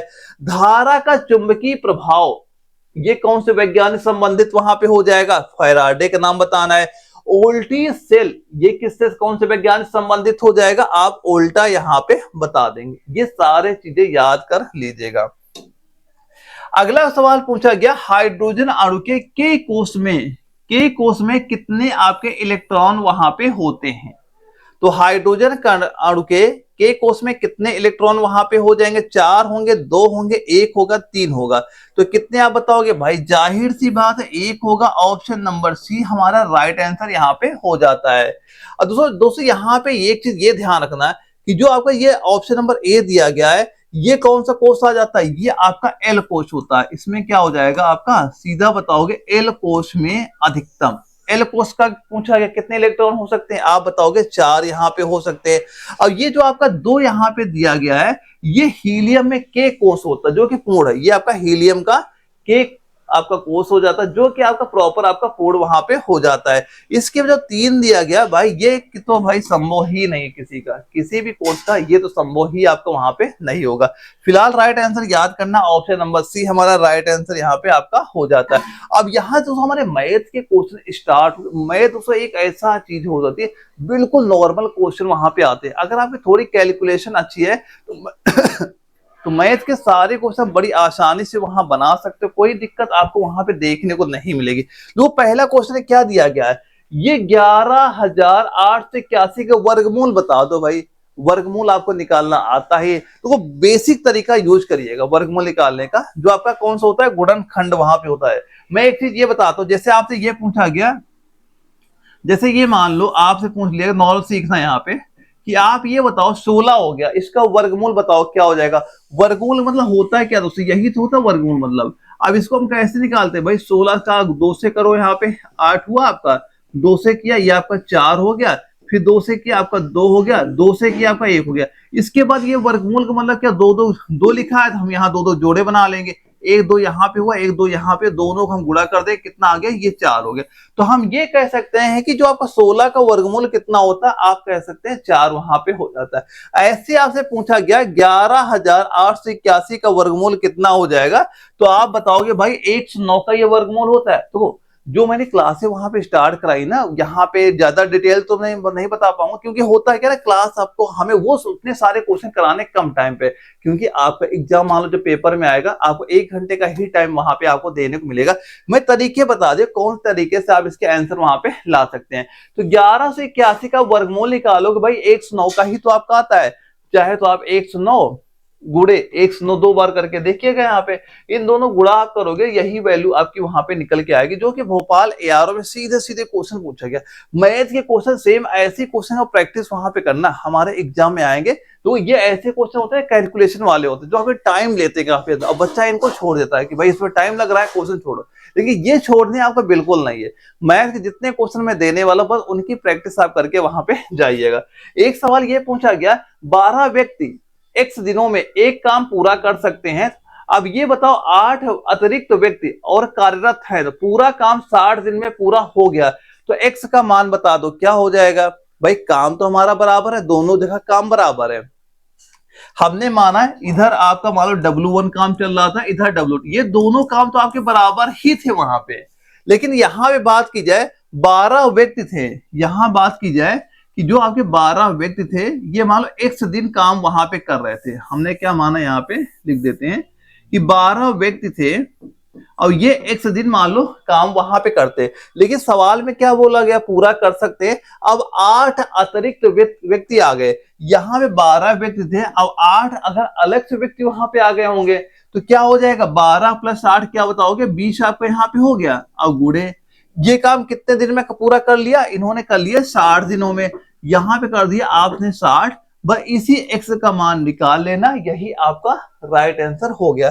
तो हम यहां पे कह सकते हैं x बराबर हो गया 20 × 60 और बटे क्या हो जाएगा, बटे आपका 12 हो गया, 12 × 5 = 60 हुआ, 20 × 5 किया, आप कहोगे 100 दिन। तो x का मान क्या निकाल लिया, 100 दिन निकाल लिया आपने। तो राइट आंसर क्या हो जाएगा आपका, ऑप्शन नंबर बी इस क्वेश्चन का राइट आंसर हो जाएगा, जो कि आपका नागपुर एआरओ में हमारा सीधे सीधे क्वेश्चन वहां पे पूछ लिया गया था। अब एक सवाल पूछा गया, एक परियोजना में 54 सदस्य, क्या लिया, 54 सदस्यों की टीम एक काम को 35 घंटे में कर सकती है। अब 18 सदस्य उसी काम को कितने घंटों में कर सकते हैं, ये चीज पूछा गया। भाई काम तो आपका बराबर ही वहां पे, केवल आपसे ये पूछा गया घंटे भाई जैसे होता ना, ज्यादा व्यक्ति आ गए तो भाई काम जल्दी हो जाएगा, व्यक्ति अगर कम हो जाएंगे काम पूरा होने में और ज्यादा समय वहां पे लग जाता है, बस यही डिफरेंस वहां पे आपको देखने को मिलता है। तो पहले कि ये बताओ, एक परियोजना में 54 सदस्य की एक टीम एक काम को 35 घंटे में पूरा करे, ठीक है भाई। हमने क्या, जो हमारा कुल काम हो गया 54 गुणे आपका 35, ये कुल काम वहां पे हमारा हो गया। अब आगे क्या बोला गया, 18 सदस्य उसी काम को कितने घंटों में, 18 सदस्य, यहां सदस्य कितने थे, 54 थे, अब 18 सदस्य पूछा गया, उसी काम कितने दिन में करेंगे। तो हम भाई करते हैं, यही काम हमने करा दिया 18 सदस्य, तो वो x दिन में काम करेंगे। अब x की मान निकालना, क्या निकालो, क्या हो जाएगा, 54 गुणे 35 बटे आप यहाँ पे 18 कर दो, तो 18 का 18, 18 दूनी 36, 18 × 54 हो गया, तीसे काटा आपका 3 हो गया। तो x बराबर क्या हो गया, 35 गुणे 3 करोगे आपका 105 निकल के यहाँ पे आ गया, क्या 105। तो कितने दिन में करेंगे, आप कहोगे 105 दिन में करेंगे, ऑप्शन नंबर सी आपका राइट आंसर हो जाता है। मैथ बिल्कुल आपकी इजी आएगी, ये सारे क्वेश्चन आपके पेपर में ही वहां पूछे गए, तो बस थोड़ी प्रैक्टिस आप वहां पे कर लीजिएगा। और ये क्वेश्चन जो मैं डेली कराने वाला हूँ 6 बजे, डेली इसकी प्रैक्टिस जरूर करना। यहां से क्या रहेगा, आपको आइडिया भी लगता रहेगा कि हमारा कैसे कैसे क्वेश्चन पूछे जाते हैं, और पूरा आपका सिलेबस एक बार रिवीजन भी वहां पे हो जाए। सबसे बड़ी बात ये हो जाती है, आपका पूरा सिलेबस रिवीजन भी आपको वहां पे हो जाएगा। अब अगला सवाल ये पूछ रहा है, पी और क्यू की आयु क्रमशः 20 है, 40 वर्ष है, कितने समय पहले उनकी आयु 3:2 में वहां पे थी। ये क्वेश्चन दोस्तों आप यहाँ पे ये जो चार ऑप्शन दिए गए ना, इसमें इसको आप यहाँ पे पुट करके भी वहां पे निकाल सकते हैं। अगर हम इसका बेसिक तरीका हम लोग लगाए वहां पे, देखो ये मान चलते हैं क्या बात हो रही पी और क्यू की, किसकी बात हुई यहाँ पी की बात हो रही है, यहाँ पे क्यू की बात यहाँ पे हो रही है। तो हम मान चलते हैं कि पी की आयु अगर यहाँ पे 50 साल है अभी, अब यहाँ पे क्या है इसकी आयु अभी 40 साल है, 40 साल है। अब यहां पूछा गया है कितने साल पहले, तो हम मान चलते हैं कितने साल पहले, टी साल पहले हम यहां पे मान के चलिए टी साल पहले इनका जो रेशियो क्या था आपका 3:2 के अनुपात में वहां पे था, 3:2 के, ठीक है 3/2 हमने यहाँ पे लिख दिया। अब या तो ये करो इसका दोनों का तिर्यक गुणा करके यहाँ इसका गुणा इससे हो जाएगा, इसका गुणा इससे हो जाएगा, यहां से आप टी का मान वहां पे निकाल लो। या फिर भाई ऑप्शन तो हमारे दिए ही जा रहे हैं ना, वहां पे ऑप्शन तो हम पेपर भी देंगे ऑप्शन हमें दिखेगा। तो ये बताओ अच्छा यहाँ पे हम टी की जगह पे क्या मान रख दें कि आपका ये रेशियो वहां पे मिल जाए। तो एक एक करके हम लोग उठाना शुरू करते हैं। तो अगर हम पहला ऑप्शन ही यहाँ पे लेके चलते हैं तो हमने किया 50 माइनस का 20 बटे क्या लिखा बटे है 40, 40 माइनस का 20, ये बराबर क्या हो गया 50 है 20 माइनस किया 30 हो गया, इसमें आपका 20 हो गया।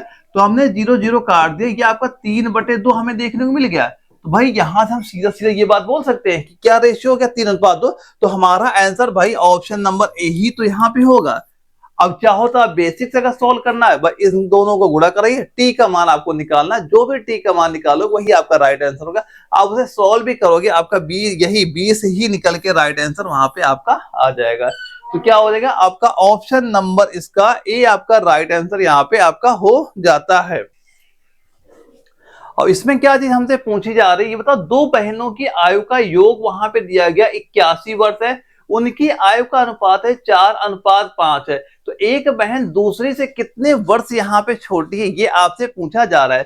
कैसे सॉल्व करोगे, हम मान चलना कि दो बहनें हो गई, एक बहन ये हो गई एक बहन ये हो गई, लेकिन जो इनकी आयु का रेशियो क्या दिया जा रहा है वहां पे, ये दिया गया 4:5, क्या दिया गया 4:5 का वहां पे दिया गया। लेकिन ये टोटल योग कितना वहां पे दिया गया, योग आपका दिया गया है 81 वर्ष, 81 वर्ष हमें यहाँ पे दिया गया। अब ये बताओ अगर इनका रेशियो का योग करें हम 5 4 9, 9 बराबर अगर 81 हो गया, एक बराबर क्या हो गया 81/9 करेंगे कितना आ गया 9 निकल के आ गया। तो हमें ये पता हो गया अगर एक बराबर आपको ये 9 दिया गया है। अब ये पूछा जा रहा है इसमें एक बहन दूसरी बहन से कितनी छोटी है। तो अगर हम रेशियो में डिफरेंट निकालते भाई एक का ही तो डिफरेंट है, और एक का मान अभी हमने निकाला ही है कितने किसके बराबर 9 के बराबर है। तो उनकी उम्र कितना डिफरेंट है आप बताओगे 9 वर्ष का वहां पे हो जाएगा। तो सीधा सीधा क्या कह दोगे ऑप्शन नंबर ए हमारा राइट आंसर यहाँ पे हो जाता है। अब एक सवाल आपसे ये क्या पूछ रहा है, पहली 10 प्राकृतिक संख्याओं के वर्गों का माध्य ज्ञात करो। इसका बिल्कुल इसका एक फॉर्मूला ही याद कर लेना। अगर बात किसकी कर लीजिए वर्गों का, माध्य ज्ञात कीजिए तो क्या बताओगे फॉर्मूला सीधा सीधा क्या याद कर लोगे यहाँ पे, ये हो जाएगा आपका n+1 2n+1 बाई 6, ये इसका सीधा से दोस्तों आपका फॉर्मूला वहां पे हो जाता है। यहां से पहले तो ये निकालो कि पहले 10 संख्याओं का योग क्या होता है। जब आप इनका योग वहां पे निकाल लोगे तो माध्य का मैंने बता ही रखा है कुल पदों का योग बटे की पदों की संख्या। तो 10 संख्या होती 10 से आप भाग कर देना, वहां से माध्य निकल के आ जाएगा। तो योग कैसे निकालो इसमें आप रख दो। बात क्या हो रही है यहाँ पे 10 संख्याओं की, यहाँ पे 10 मान रख के यहाँ पे n बराबर क्या आपका दिया गया है 10 दिया गया। पहले तो इनका योग निकाल लो, तो योग कितना आपका निकल के आ जाएगा, यानी कि यहाँ पे हो गया हमारा 10 हुआ, 10 गुणे 11 हो जाएगा, और ये हो जाएगा यानी कि 10 दूना 20, 20 एक 21, ये हुआ आपका 21/6 आपका हो गया। अब इसे सॉल्व करोगे कितना ये मान निकल के आएगा, ये वैल्यू आपकी निकल के आ जाएगी 385 आपकी यहाँ पे निकल के आ गई। अब हमसे पूछा क्या गया है, आपसे पूछ रहा है कि माध्य बता दो यहाँ पे क्या हो जाएगा। तो माध्य क्या हो जाएगा कुल पदों का योग बटे पदों की संख्या। तो योग कितना हमने निकाला अभी यहाँ पे निकाला 385, पदों की संख्या क्या बताओगे आप 10 बताओगे। इसे सोल्व करो कितना आ जाएगा, ये हो जाएगा आपका 38.5 आपका लगभग वहां पे हो जाएगा। लेकिन 38.5 आपका राइट आंसर यहाँ पे नहीं दिया जा रहा है। और चलो ऐसे और सॉल्व करो, 5 से काटो इसे कितनी बार जाएगा, 5 दूना 10 हुआ, 5 से काटा 5 सते 35, 36 सते 38, यहाँ 3 हुआ, 5 सते 35, यानी इसकी जगह हम 77/2 भी तो यहाँ पे लिख सकते हैं। और हमारा यही चीज ऑप्शन में दिया जा रहा है, ऑप्शन नंबर डी में 77/2 आपका वहां पे दिया जा रहा है। तो क्या बताओगे right answer, option number D हमारा राइट आंसर इसका यहाँ पे हो जाता है।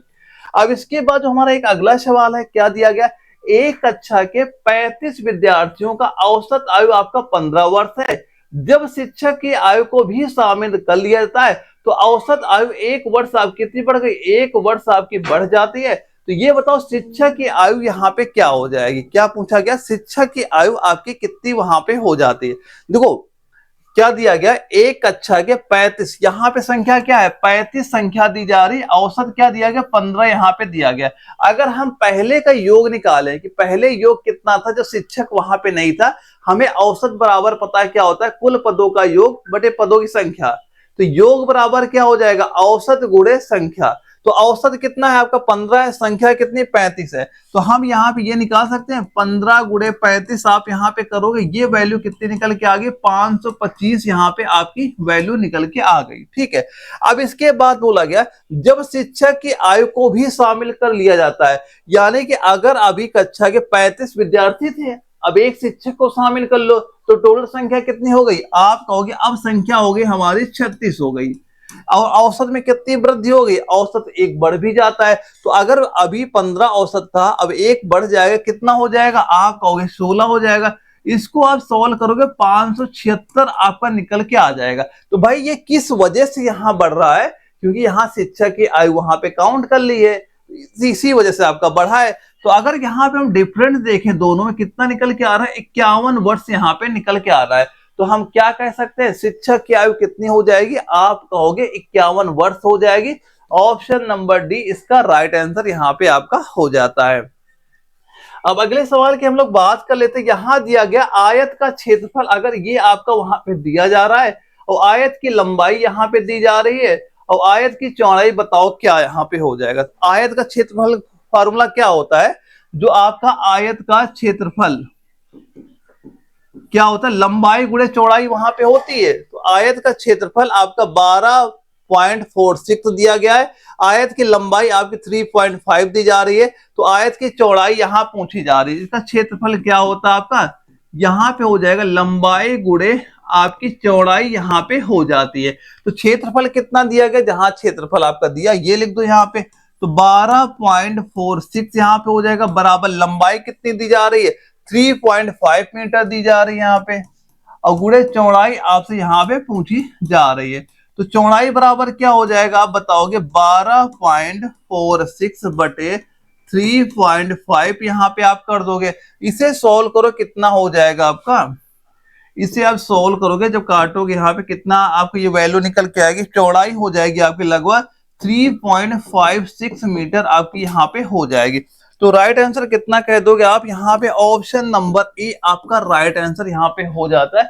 बस यहाँ पे इस तरह के सवाल ही आपको वहां पे देखने को मिलेंगे, क्योंकि ऐसे सवाल आपके एग्जाम में कई बार पूछे गए, क्योंकि जो आपके एग्जाम में जो आपका एडवांस मैथ वहां पे होता है, जो आपका 2D वाला पार्ट हो गया, 3D वाला पार्ट हो गया, यहाँ से हमारे पेपर में क्वेश्चन आपको देखने मिलते हैं। तो अगर आप ऐसे क्वेश्चन अच्छे से वहां प्रैक्टिस कर पा रहे हैं, रिविजन कर पा रहे हैं, जब भी आप एग्जाम दोगे आपके पेपर में क्वेश्चन यहाँ से आपको बिल्कुल दिख जाएंगे। तो यहाँ पे क्वेश्चन पूछा गया, भूमि के आयताकार प्लाट का आयतन निकटतम पूर्णांक में सही दिया गया है, तो ये बताओ आपका 28 मीटर और 22 मीटर है। आयताकार का न्यूनतम संभव परिधि कितनी वहां पे हो जाए, क्या पूछा गया, न्यूनतम संभव परिधि वहां पे आपकी कितनी वहां पे हो जाएगी। तो हमें एक चीज ये पता है कि जो आयत का परिधि क्या होती है, तो इसका पैरामीटर आप क्या बताओगे, ये आपका हो जाएगा 2l+b यहाँ पे आपका होता है। तो यहाँ पे हमें ये पता है भूमि के आयताकार प्लाट का आयाम निकटतम पूर्णांक में है, सही दिया गया है। यदि 28 मीटर और 22 मीटर है तो आयताकार का न्यूनतम संभव परिधि कितनी हो जाएगी, बस इन दोनों को आप यहाँ पे क्या करो, योग कर दो, 28 जोड़ दो 22 जोड़ दो, तो 28 में 2 जोड़ा 30 हुआ, 28 30 हुआ, ये 30 40 50 यहाँ पे हो गया। तो हम क्या करते हैं, 2 यहाँ पे लिख दिया 50, इसे सॉल्व करो, क्या 2 गुणे 50 करोगे कितना वैल्यू निकल के आ जाएगी, ये आपको निकल के आ जाएगी 100, यहाँ पे निकल के आ जाएगी। तो राइट आंसर आप क्या सीधा सीधा बता दोगे, ऑप्शन नंबर बी आपका राइट आंसर यहाँ पे हो जाता है, जो कि आपका जबलपुर एआरओ में क्वेश्चन आपका वहां पूछा गया था। ये क्वेश्चन का लेवल वहां पे रहता है आपके एग्जाम का। अगर इन क्वेश्चन को आप लैंग्वेज पढ़ने में आप वहां पे बिजी वहां पे हो जाते हो तो काफी दिक्कतें देखने को मिल जाएगी। बस क्वेश्चन पढ़ते जाओ, जो माइंड में आ रहा है, जैसे आप सोल्व कर रहे हो, जैसे आपने तैयारी की, वैसे आप इनके आंसर वहां पे देना स्टार्ट कर दीजिएगा। अगला क्वेश्चन हम लोग देखते हैं क्या दिया जा रहा है। साधारण ब्याज की एक निश्चित दर पे कोई धनराशि 4 वर्ष में स्वयं की दोगुनी हो जाती है, तो प्रतिशत में प्रतिवर्ष ब्याज दर बताओ क्या वहां पे हो जाता है। देखो बात किसकी चल रही है यहाँ पे, साधारण ब्याज की चल रही है। तो हमें एक फार्मूला पता है कि जो आपका सिंपल इंटरेस्ट होता है बराबर होता है मूलधन गुणे दर गुणे समय और बटे ये आपका 100 यहाँ पे होता है। अब देखो क्या क्या चीज हमें दी जा रही है, कोई साधारण ब्याज की एक निश्चित दर पे कोई धनराशि दी जाती है जो 4 वर्ष में, यानी हमें समय क्या दे दिया गया, 4 वर्ष दे दिया गया, स्वयं की 2 गुनी हो जाती है। यानी कि अगर बताओ अगर कोई राशि एक थी स्वयं की 2 गुनी, यहाँ 2 हो गई, तो बताओ हमें ब्याज कितना मिला, ब्याज भी तो भाई आपको 1 मिल रहा है। तो हम यहाँ पे ये रख सकते हैं कि जहां सिंपल इंटरेस्ट है वहां पे हम क्या लिख दे, ब्याज लिख दे। यहाँ पे 1 ये हो गया, मूलधन में 1 हम लोग यहाँ मान के चलते हैं। तो पूछा क्या जा रहा है, ब्याज दर ज्ञात करो, आर का मान आपसे इसका मान पूछा जा रहा है। बस सारी वैल्यू आप रख दो, आसानी से आंसर निकाल लोगे यहाँ पे। तो यहाँ पे सिंपल इंटरेस्ट जहां लिखा हमने लिख दिया 1 मान लिया यहाँ पे। अब ये 100 आपका यहाँ ऊपर आ जाएगा, 100 यहाँ पे लिख दिया। अब यहाँ पे क्या लिखा, ये 4 वैल्यू लिखी है, 4 आप यहाँ पे लिख दोगे। अब बचा क्या, 1 लिखा, 1 लिखना हो लिख दो यहाँ पे। अब बचा क्या, आर, यहाँ से बराबर आर के बराबर ये दिया गया है। 4 से ये हमने काट दिया, कितना आ गया 25 यहाँ पे निकल के आ गया। तो हम ये कह सकते हैं जो दर आपकी कितनी निकल के आ गई, 25% यहाँ पे देखने को मिल जाएगी। यानी ऑप्शन नंबर बी आपका राइट आंसर इस क्वेश्चन का यहाँ पे हमारा हो जाता है।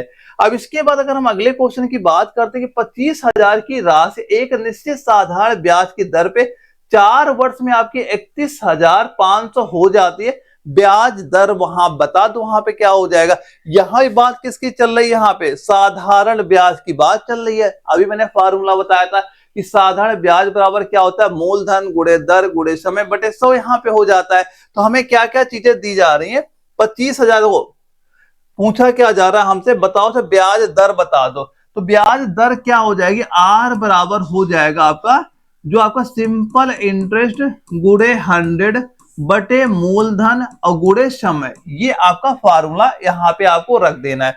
क्या दिया गया, 25,000 की राशि, तो बटे में क्या लिख दिया हमने, यहाँ पे लिख दिया 25,000 दिया गया, ये सीधा सीधा आपने यहाँ पे लिख दिया। 25,000 की राशि एक निश्चित साधारण ब्याज की दर पे 4 वर्ष में, समय कितना दिया गया 4 वर्ष में 31,500 रुपए वहां पे हो जाती है। तो ये बताओ 25,000 से आपका 31,500 यहाँ पे हो रहा है, तो ब्याज कितना मिला, सिंपल इंटरेस्ट कितना आपको मिला, आप कहोगे ये मिल रहा हमें 6,500 का मिल गया, गुणे आपका 100 यहाँ पे दिया गया। बस इसे सॉल्व कर लो, आपका आर का मान यहाँ पे निकल के आ जाएगा।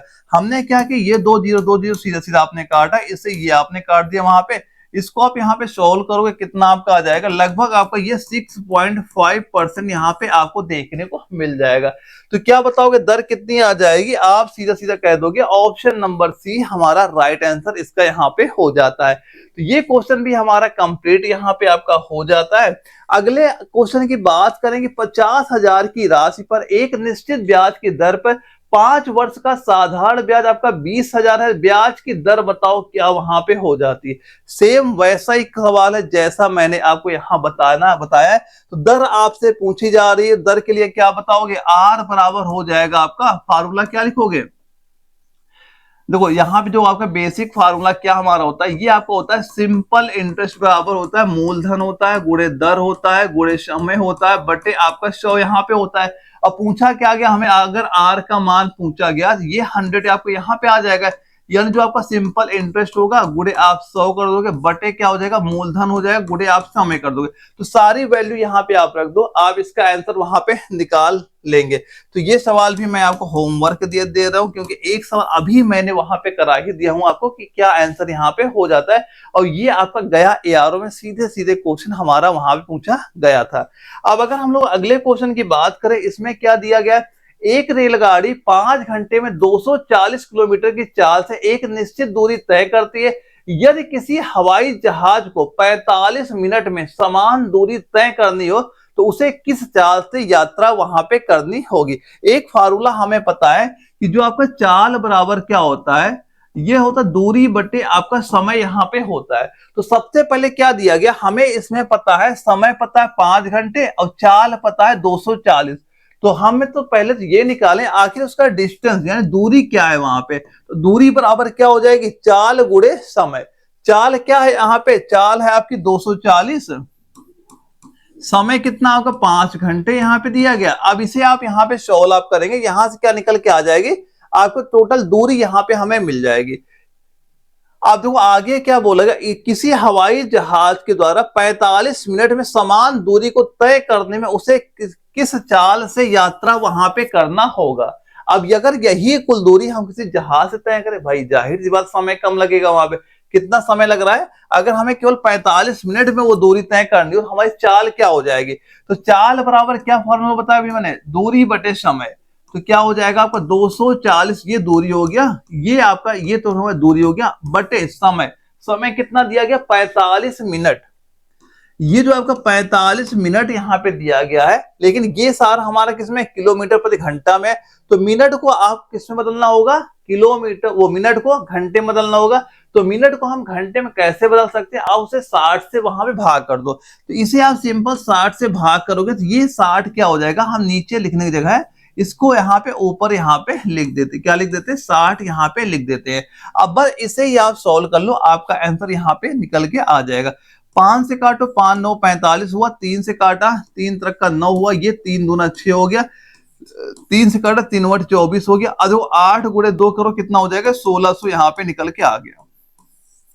तो उसकी क्या बता दोगे यहाँ पे, टोटल क्या राइट आंसर हो जाएगा, उसकी चाल क्या निकल के आ जाएगी, 1600 किलोमीटर प्रति घंटा यहाँ पे हमारी चाल निकल के आ जाएगी, अगर वो टोटल दूरी को हमें 45 मिनट में वहां पे पूरी करनी है। तो क्या बताओगे, ऑप्शन नंबर बी आपका राइट आंसर हो जाएगा, जो कि भोपाल एआरओ में हमारे एग्जाम में क्वेश्चन ये पूछा गया था।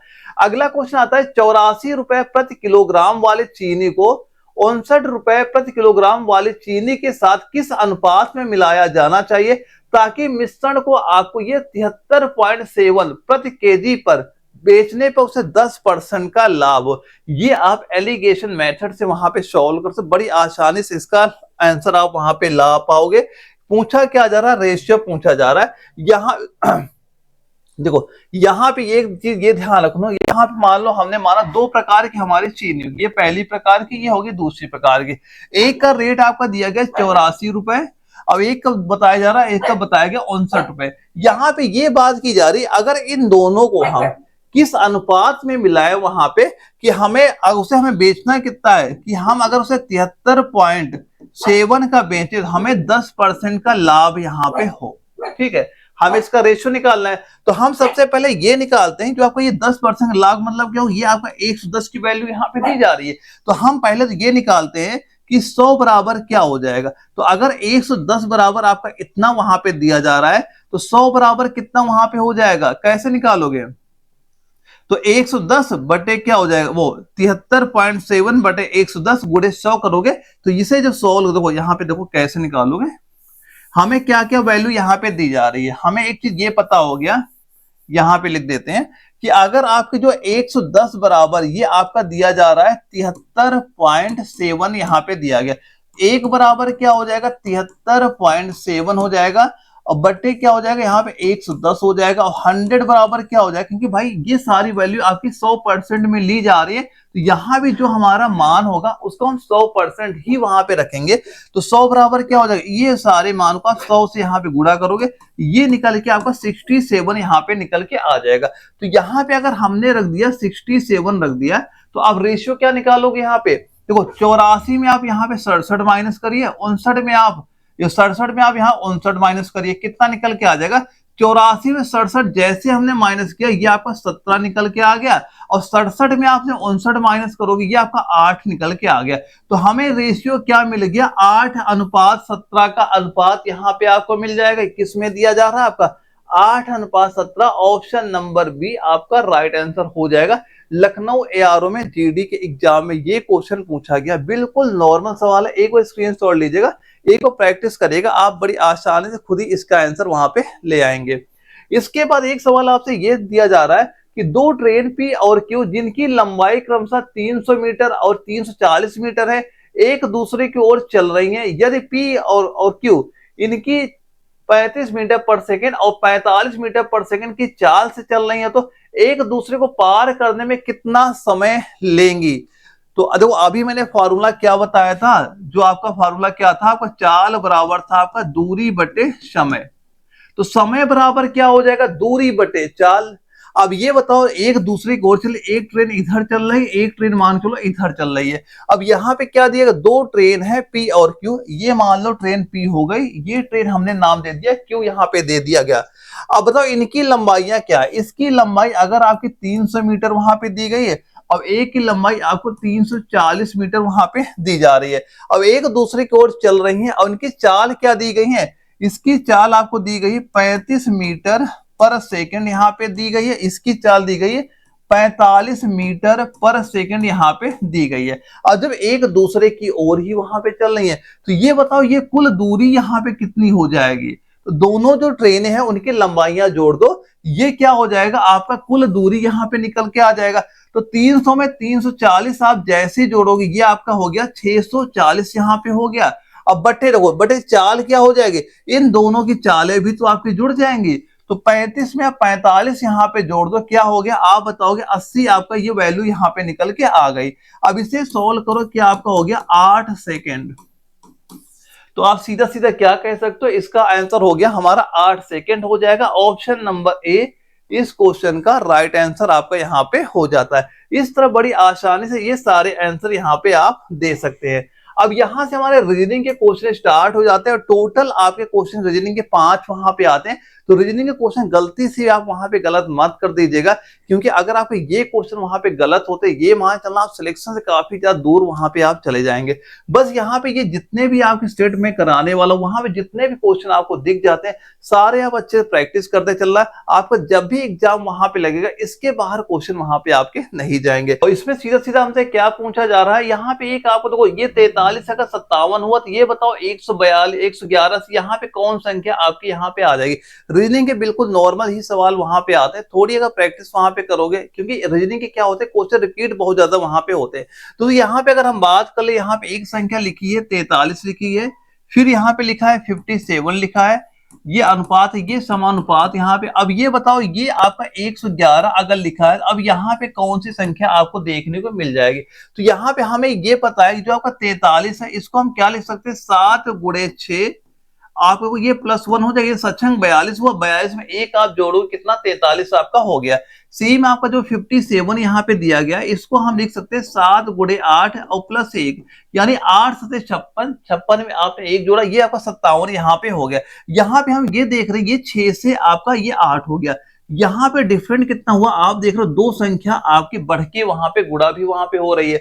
अब यहाँ पे हम अगर 111 की बात कर ले, इसको हम क्या लिख सकते हैं? यहाँ पे आप लिख सकते हैं 11 गुणे 10 और +1 कर दो, तो ये कितना हो गया? आपका 111 हो गया। अब यहाँ बताओ क्या हो जाएगा अगली संख्या? जो यहाँ पे 10 लिखा है, और 10 में क्या करोगे आप? दो आगे संख्या लिखोगे, तो 10 में 2 जोड़ा कितना आपका? 12 हो गया। तो यहाँ पे हम लिख सकते हैं 11 गुणे 12 और +1 करोगे, ये कितना हो जाएगा? 133 यहाँ पे आपका हो जाएगा। कितना हो जाएगा? तो 133 आपका हो जाएगा। सीधा सीधा राइट आंसर आप क्या कह दोगे?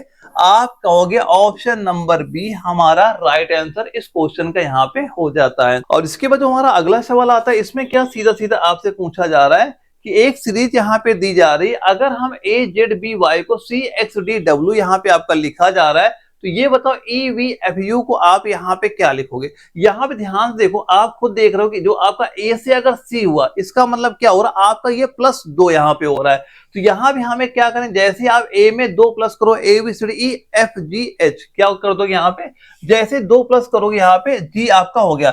ई के आगे हम 2 आगे चलेंगे, जी आपका हो गया। अब यहाँ पे अगर हम देखें जेड से अगर आपको ये एक्स हो रहा है, तो यहाँ पे क्या हो रहा है, 2 हम पीछे आ रहे हैं, माइनस कर रहे हैं यहाँ पे। तो जब आप v में 2 माइनस कर दोगे यहाँ पे, तो v के 2 संख्या पीछे जाओ, क्या आपका आ जाएगा, ये आपका t हो जाएगा। वैसे यहाँ पे देखो आपका b है, b से अगर d लिखो तो b के आगे कितना आप वहां पे आगे जा रहे हो, b के बाद c हो गया, d हो गया, 2 प्लस कर रहे हैं। तो f में जैसे हम यहाँ पे क्या करेंगे, 2 आप प्लस करोगे तो यहाँ पे क्या संख्या हो जाएगी, आपका h हो जाएगा। u में आप 2 माइनस कर दो, यहाँ पे क्या हो जाएगा, आपका s हो जाएगा। तो यहाँ पे हम क्या कहेंगे, GTHS हमारा राइट आंसर यहाँ पे हो जाएगा। आप सीधा सीधा कहोगे ऑप्शन ए आपका राइट आंसर यहाँ पे हो जाता है। ऐसे एक हमारा अगला क्वेश्चन ये आपका दिया गया है कि अगर शक्ति को हम वाट कहते हैं, अब बताओ यहाँ पे आपका क्या हो जाएगा। तो शक्ति का मात्रक आपका क्या होता है, वाट वहां पे होता है। तो ये बताओ किसका मात्रक क्या सही होगा, तो बताओ दाब का न्यूटन होगा, ये तो आपका गलत ही यहाँ पे हो जाएगा। बल का पास्कल होगा, ये भी गलत हो गया। विद्युत का धारा, ये भी गलत हो गया। कार्य का जूल, ये आपका राइट आंसर हो जाएगा क्योंकि कार्य का मात्रक क्या होता है, आपका जूल वहां पे होता है। तो आप क्या कहोगे, ऑप्शन नंबर डी हमारा राइट आंसर यहाँ पे आपका हो जाता है। अब अगला सवाल हम लोग देखते हैं क्या दिया गया है। अगर ये बताओ 91 43 आपको ये 99 63 हो गया, तो ये 67 31 आपको यहाँ पे कौन सी संख्या आपकी यहाँ पे आ जाएगी। इसे आप कैसे वहां पे सॉल्व करोगे ये बताइए। यहाँ पे ये बिल्कुल आपका जो कि भोपाल ARO में ये सवाल आपका वहां पूछा गया। तो ये सवाल मैं आपको होमवर्क के लिए वहां पे देता हूं और सारे बच्चे इसका आंसर कमेंट बॉक्स में जरूर बताएंगे कि इस क्वेश्चन का आंसर वहां पे क्या आएगा। अगर जो ये इसका आंसर आप नहीं बता पाते, जो आपकी अगली क्लास वहां पे मैं कराऊंगा, वहां में इसका सोल्यूशन आपको बिल्कुल वहां प्रोवाइड वहां पे करा दूंगा। और इसके बाद हम लोग देखते हैं जो हमारे आज की क्लास का लास्ट क्वेश्चन यहाँ पे हो जाता है, जो कि आपका गया ARO में क्वेश्चन वहां पूछा गया था। ये बताओ अगर आपका KLMN को आपका IJKL लिखा जाता है, तो ये बताओ TUVW को आप आगे क्या वहां पे लिखेंगे, ये चीज आपसे वहां पूछी जा रही है। तो कैसे आप यहाँ पे सॉल्व करोगे, ध्यान से करना। पहले क्या लिखा है, KLMN को आपका IJKL यहाँ पे दिया जा रहा है, यानी कि अगर हम यहाँ लिखा K लिखा, L लिख दिया, यहाँ पे हमने M लिखा, यहाँ पे N लिखा, इसे लिखा गया आपका IJ, यहाँ पे K लिखा गया, L लिखा गया। अगर इनकी हम नंबरिंग वहां पे कर लेते हैं तो K का नंबर क्या आएगा, 11 आ जाएगा, L आपका 12वें नंबर पे, M आपका 13वें नंबर पे, N आपका 14वें नंबर पे यहाँ पे आता है। सेम I आपका 9 नंबर में आ जाएगा और J के नंबर पे आपका 10वें नंबर पे आ जाएगा, K आपका 11 और L आपका ये आपके 12वें नंबर पे आ जाएगा। अब ये बताओ यहाँ पे हम देख रहे हैं कि ये आपका क्या हो रहा है, 2 आपका सभी में क्या हो रहा है, कम हो रहा है। यहाँ पे 12 2 इसमें आपने माइनस कर दिया, 13 में 2 माइनस किया, ये संख्या आपकी आ गई, 14 में 2 माइनस किया, आप यहाँ पे ये संख्या आ गई। तो यहाँ पे हम ये देख रहे हैं कि जो संख्याएं आपकी ये दी जा रही सभी आपकी 2-2 माइनस वहां पे हो रही है, यानी वो संख्या 2 अंक पीछे वहां पे जा रही है। तो सेम आपको जो TUVW आपको यहाँ पे दिया गया है, यानी अब T में 2 संख्या आप पीछे जाओ, कितना आ जाएगा, आप यहाँ पे लिखोगे R आपका हो जाएगा। अब U में 2 अगर आप पीछे वहां पे चले जाओ, वहां पे इसका क्या मतलब कर दोगे, वहां पे ये आपका हो जाएगा S हो जाएगा, यहाँ पे हो जाएगा T हो जाएगा, फिर आपका U हो जाएगा। तो आप सीधा सीधा ये कह सकते हो कि ऑप्शन नंबर डी आपका राइट आंसर यहाँ पे हो जाता है। देखो यहाँ पे जितने भी आपके अल्फाबेट होते हैं उनके नंबर कम से कम आपको पता होने चाहिए कि जो आपका ए से ए होता है, पहला डिजिट होता है, उसको हम ए लिखते हैं। जैसे कि आपका जैसे ए हो गया, ए हो गया, बी हो गया, सी हो गया, ऐसे ही जो आपकी सीरीज चलती है, इनके नंबर कम से कम आपको पता वहां पे होने चाहिए। यहाँ से कई सारे क्वेश्चन आपको यहीं से आपको देखने को मिलेंगे। तो ये जो नंबरिंग होती है इनकी आप प्रैक्टिस वहां पे जरूर करिएगा, क्यों ऐसे क्वेश्चन आपके एग्जाम बार बार वहां पूछे भी गए।